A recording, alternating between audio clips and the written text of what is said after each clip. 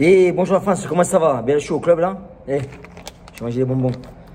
Alors on me pose des questions, on me demandait, Jean, qu'est-ce que tu penses des techniques de défense contre armes à feu? Qu'est-ce que j'en pense? D'abord bonbon. J'en pense qu'il y en a beaucoup qui me font rire.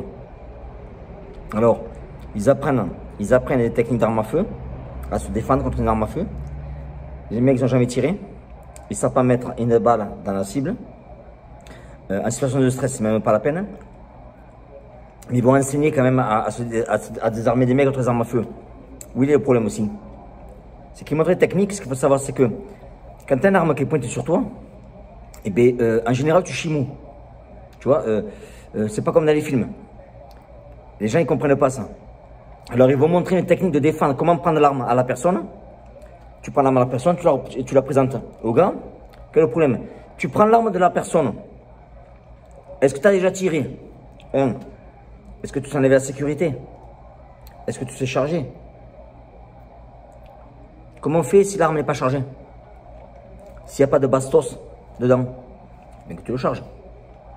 Comment on fait? Alors, ce qu'il faut savoir, c'est que tu as des mecs qui sont vicieux, par exemple ici. Ici, des mecs vont te braquer avec deux armes. Je vais te poser une question. Une qui n'est pas chargée et une qui est derrière qui est chargée. Ils te braquent en espérant parce qu'il n'y a pas envie de te tirer dessus. Tu enlèves l'arme, tu la poses sur lui, c'est qu'elle n'est pas chargée. Il pense qu'elle est chargée et boum boum. C'est pour ça que moi j'enseigne depuis tout le temps à la police. C'est que quand tu enlèves l'arme de quelqu'un, il y a une technique qui est toute simple. Mais quand tu enlèves l'arme, tu la jettes, tu prends la tienne. La seule que tu fais confiance, c'est la tienne, pas celle que tu l'as pris à l'autre. Vous me comprenez? C'est pour ça que les mecs, moi, ils me font rire. Défense contre arme à feu, 1, 2, 3, 4, 5. Ah, c'est joli, hein? Ma situation de stress, comment on fait?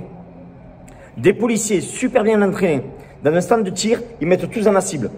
Situation de stress, c'est moins évident. Alors que ce sont des mecs qui sont entraînés. Je parle de chez nous, parce que chez nous, ils tirent tout le temps. C'est qu'on peut le stand de tir tous les jours si on veut, c'est pas comme en France. Donc des policiers ici, qui tirent tous les jours, dans la cible, nickel. En situation de stress, quelqu'un qui a stress, ils n'arrivent pas à toucher la cible. Comment on fait? Parce qu'il y a le facteur stress. Et ça, les gens n'y pensent pas.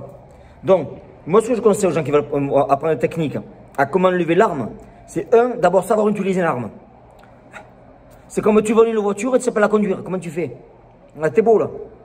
Donc, apprenez une arme. Quelles sont les armes classiques qu'il y a en France? Comment est-ce qu'elles fonctionnent?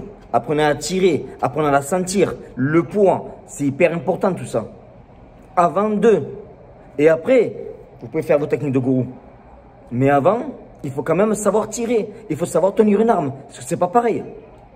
Une autre chose aussi, un mec qui te pointe une arme, qui te demande ton portefeuille, mais donne-lui ton portefeuille, putain, fais pas le con. Ça sert à rien, ça sert absolument à rien. Déjà, pense à ça. C'est que si le mec avait envie de t'abattre, c'était rapide. Il t'en mettait une, il te prenait tout. Donc il n'a pas fait, pourquoi?